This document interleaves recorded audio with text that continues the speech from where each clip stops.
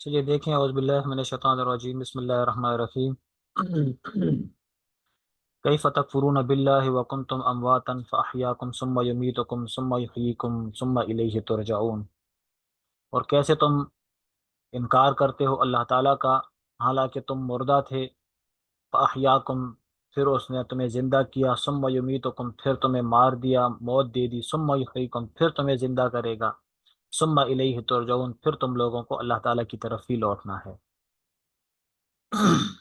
اس آیت کا ربط ماقبل کے ساتھ یہ ہے کہ اس سے پہلے رسالت کا مضمون تھا، اب دعوی توحید کو بیان کیا جا رہا ہے۔ تو فرمایا کیف تکفرون یا اہل مکہ۔ غرض صاحب جلالین کی اس تفسیر سے محل خطاب کو بیان کرنا ہے کہ یہ خطاب اہل مکہ کے ساتھ تھا، کفار کے ساتھ تھا۔ کیف تکفرون باللہ، تم کیسے انکار کرتے ہو اللہ تعالیٰ کا، وکنتم امواتن ای وقت کنتم امواتن، وقت کنتم صاحب الجلالین کی غرض یہاں پر یہ بتانا مقصود ہے کہ کنتم امواتن یہ حال ہے تکفرون کی ضمیر سے، اور جب جملہ حال بنتا ہے تو اس سے پہلے قد ہوتا ہے، مجھے کوئی بات تعالی قد ہوتا ہے، جیسے کہتے ہیں نا اللہ تعالیٰ، تو تعالی جملہ کیا بنتا ہے، یہ حال ہے لفظ اللہ سے، اور یہاں پر بھی قد محذوف ہے، تعالی اے قد تعالی، تو یہ بھی چونکہ جملہ ہے اور حال بن رہا ہے تو اس سے پہلے قد کا ہونا ضروری ہے، تو اس لیے وہاں پر اس میں اشارہ کر دیا کہ یہاں پر قد مقدر ہے۔ کنتم امواتن نطفن، نطفن یہ صورت موت کو بیان کر دیا کہ تم پہلے اس سے پہلے مردہ تھی، یعنی تم نطفے کی صورت میں تھے، فی الاسلاب یہ محل نطفہ کو بیان کر دیا کہ تم لوگ پہلے نطفے کی صورت میں تھے اپنے باپوں کی پشتوں میں، فاحیاکم پھر تمہیں زندہ کر دیا، فی الارحام والدنیا یہ محل احیاء کو بیان کر دیا کہ پھر اللہ تعالیٰ نے تم لوگوں کو زندہ کر دیا کہ پہلے اپنے والدہ کے ماں کے رحم میں آئے، پھر اس کے بعد دنیا میں آئے، بنفخ الروح فیکم یہ صورت احیاء کو بیان کر دیا کہ اللہ تعالیٰ نے تم لوگوں کو زندہ کر دیا روح پھونکنے کے ساتھ۔ والاستفهام للتعجب من کفرهم مع قیام البرہان او التوبیح، یہ کیفا کا معنی بیان کر دیا کہ استفہام یہاں پر تعجب کے لیے ہے، بعض نسخوں کے اندر تعجیب کا ذکر کیا کہ والاستفهام للتعجیب، تعجیب کا مطلب ہوتا ہے دوسرے کو تعجب میں ڈالنا، تعجیب کا مطلب ہوتا ہے دوسرے کو تعجب میں ڈالنا، تو اگر تعجیب ہو پھر تو کوئی معنی نہیں ہے کہ دوسرے کو تعجب میں ڈالا جائے کہ بھئی دیکھو تو ان کو تم کہ یہ دیکھو کیسے اللہ تعالیٰ کا انکار کرتے ہیں، حالانکہ اب یہ لوگ مردہ تھے پھر اللہ تعالیٰ نے ان کو زندہ کیا، تو دوسروں کو تعجب میں ڈالنا ایک تو معنی یہ ہے، اس پہ تو کوئی اشکال نہیں ہے کہ اگر استفہام تعجیب کے لیے ہو باب تفعیل سے، لیکن اگر استفہام تعجب کے لیے ہو تو تعجب کے تو کہتے ہیں کہ روعۃ تعتر الانسان تعتر الانسان عند استعظام الشیء، کہ وہ خوف یا وہ گھبراہٹ کہ جو کسی بڑی چیز کے وقت انسان کے اوپر آتی ہے اس کو تعجب کہتے ہیں۔ کوئی بڑی چیز دیکھتا ہے اور جو کیفیت پھر انسان کے اندر پیدا ہوتی ہے تو اس کو کیا کہتے ہیں، تعجب کہتے ہیں، اور یہ تعجب کیا ہے، اللہ تعالیٰ کے ذات میں محال ہے، کیونکہ اس کا مطلب ہوا اثر قبول کرنا، اور اللہ کی ذات اثر قبول نہیں کرتی، تو پھر کیسے یہاں پر استفہام کو تعجب کے لیے استعمال کیا، تو فرمایا کہ الاستفہام للتعجب من کفرہم مع قیام البرہان، یہاں پر جو تعجب ہے تو تعجب ذات باری کے ساتھ نہیں ہے بلکہ تعجب مخاطب کے اعتبار سے ہے۔ تعجب کس کے اعتبار سے ہے، مخاطب کے اعتبار سے، مخاطب کو تعجب میں ڈالنا، ٹھیک ہے۔ یا دوسرا جواب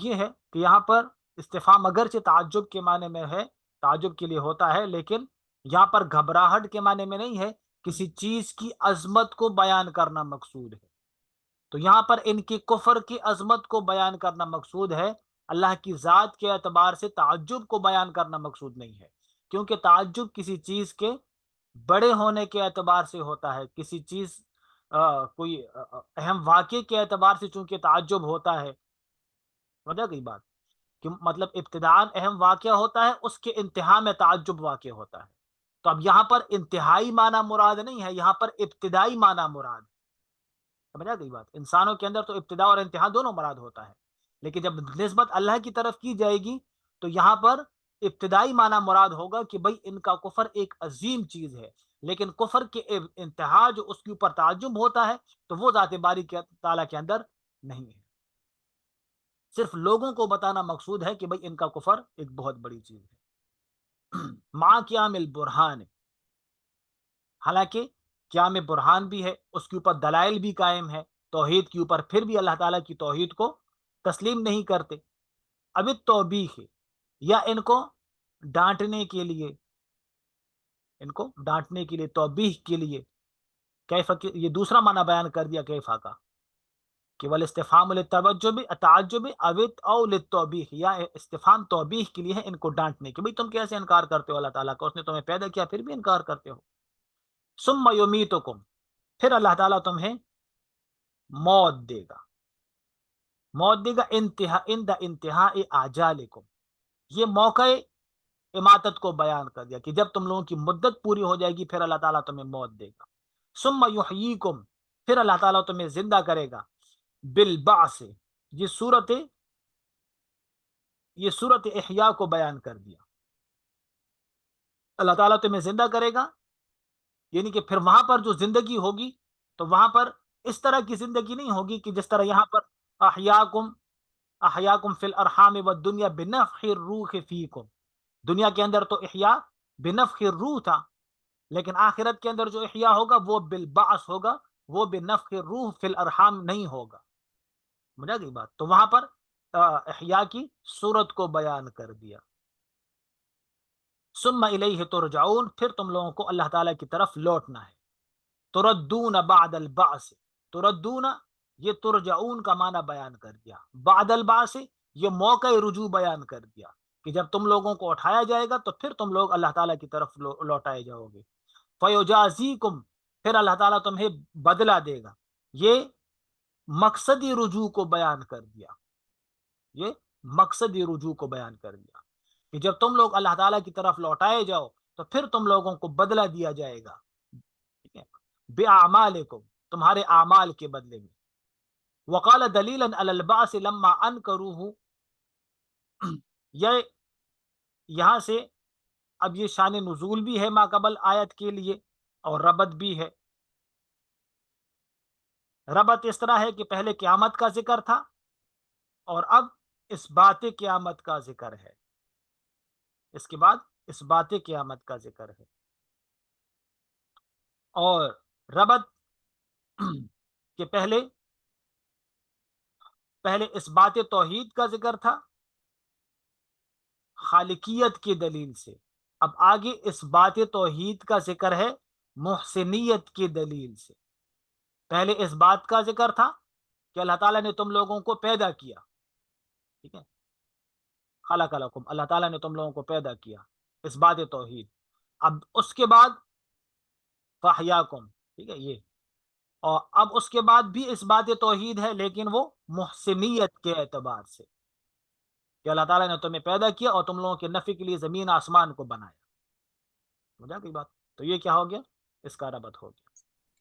تو هو الذی خلق لکم ما فی الارض جمیعا، اللہ تعالیٰ کی ذات وہ ہے کہ اس نے پیدا کیا تم لوگوں کے لیے ما فی الارض، وہ جو زمین کے اندر ہے سب کا سب، ثم استوی، پھر اس کے بعد اللہ تعالیٰ، ثم استوی، پھر اس کے بعد اللہ تعالیٰ نے قصد کیا آسمان کی طرف، فسواہن، ان کو برابر کیا، سبع سماوات، 7 آسمان، وہو بکل شیء علیم، اور اللہ تعالیٰ ہر ایک چیز کے اوپر عالم ہے۔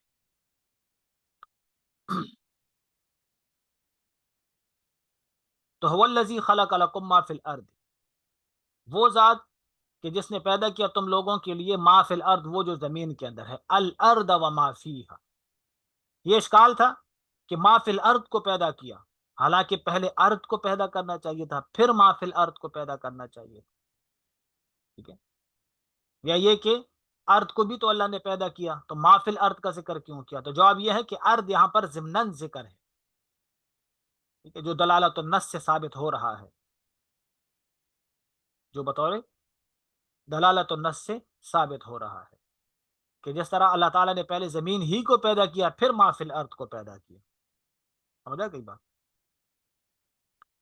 جمیعاً، سب کا سب، لتنتفعوا به وتعتبروا، تاکہ تم اس سے نفع اٹھا سکو اور تم عبرت حاصل کر سکو۔ یہاں پر اشکال ہے، اشکال یہ ہے کہ خلق لکم ما فی الارض، اللہ تعالیٰ نے تم لوگوں کے لیے پیدا کیا وہ جو آسمان کے اندر، وہ جو زمینوں کے اندر ہے، تو اللہ تعالیٰ نے تم لوگوں کے لیے پیدا کیا، تو لام یہاں پر کس کے لیے ہے؟ لام یہاں پر غرض کے لیے ہے، لام یہاں پر غرض کے لیے ہے، سمجھا گئی بات؟ اور اصول یہ ہے کہ اللہ تعالیٰ کے افعال معلل بالاغراض نہیں ہوتے، سمجھا گئی بات؟ اللہ تعالیٰ کے افعال معلل بالاغراض نہیں ہوتے۔ اللہ تعالیٰ کوئی کام اس لیے نہیں کرتا کہ بھئی اس کی کوئی غرض ہو، کیونکہ جو آدمی کسی غرض کے لیے کام کرتا ہے تو وہ محتاج ہوتا ہے، اور اللہ کی ذات محتاج نہیں ہے، تو اللہ تعالیٰ کی کوئی بھی کام معلل بالاغراض نہیں ہوتے۔ تو جب اللہ تعالیٰ کا کوئی کام معلل بالغرض نہیں ہے تو پھر یہ کیا معنی ہوا کہ خلق لکم ما فی الارض، اللہ تعالیٰ نے تم لوگوں کے لیے زمین کو پیدا کیا، یا جو ما فی الارض ہے اس کو پیدا کیا؟ تو جواب دیا کہ یہاں پر لام جو ہے تو غرض کے لیے نہیں ہے، بلکہ لام انتفاع کے لیے ہے، کہ اللہ تعالیٰ نے زمین کو تم لوگوں کے نفع کے لیے پیدا کیا، تم لوگوں کے لیے پیدا کیا کہ تم لوگ اس سے نفع اٹھا سکو، تم لوگوں کے لیے پیدا کیا کہ تم لوگ اس میں سے عبرت حاصل کر سکو، سمجھا گئی بات؟ تو یہاں پر لام کس کے لیے؟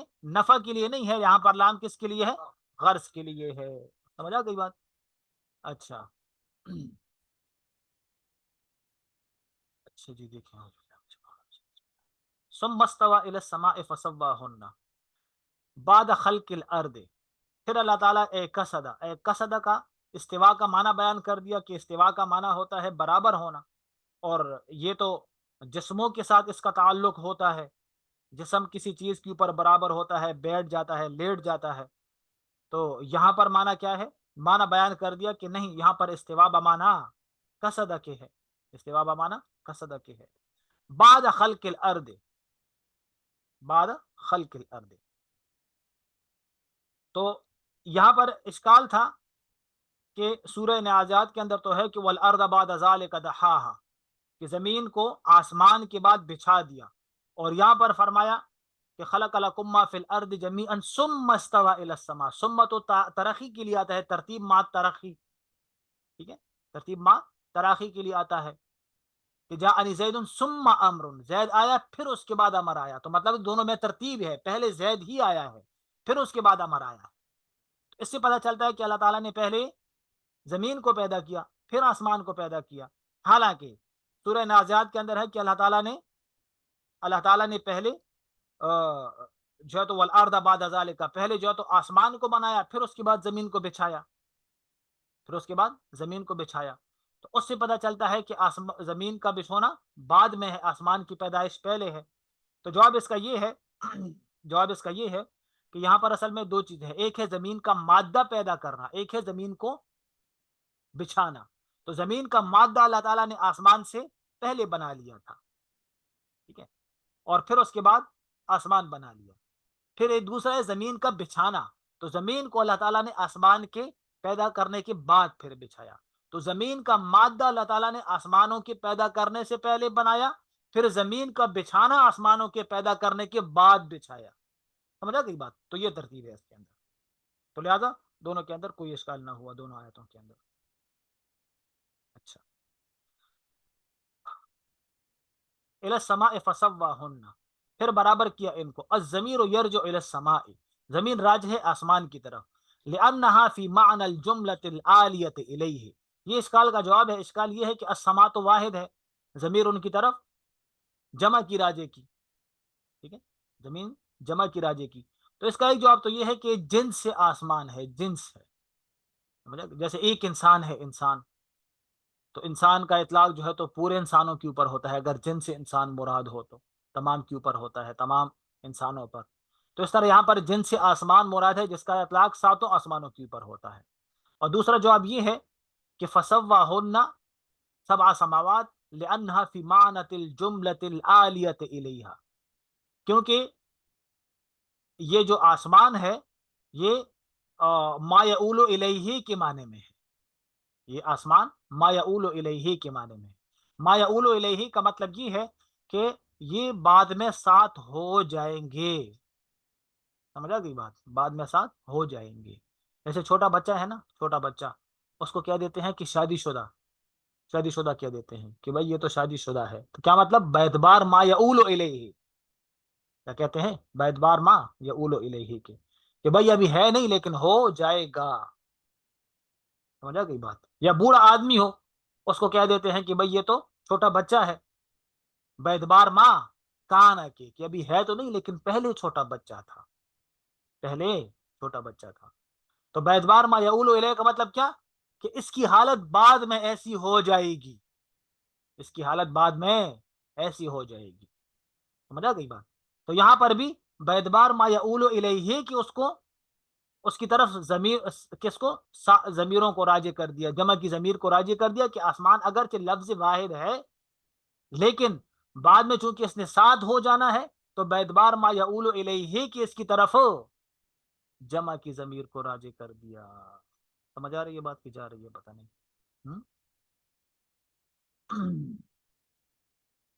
اے سیرہا، یعنی کہ کر دے گا اللہ تعالیٰ ان کو سات آسمان، کما فی آیت اخرى، جیسے کہ دوسری آیت کے اندر پھر ہے فقضاہن سبع سماوات.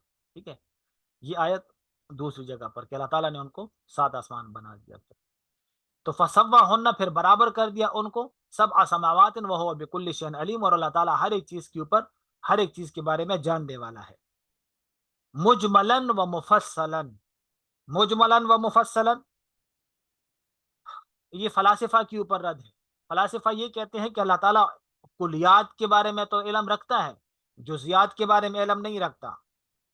اجمالی علم تو اللہ تعالیٰ کے پاس ہے بصورت کلیات کے، لیکن تفصیلی علم اللہ تعالیٰ کے پاس نہیں ہے.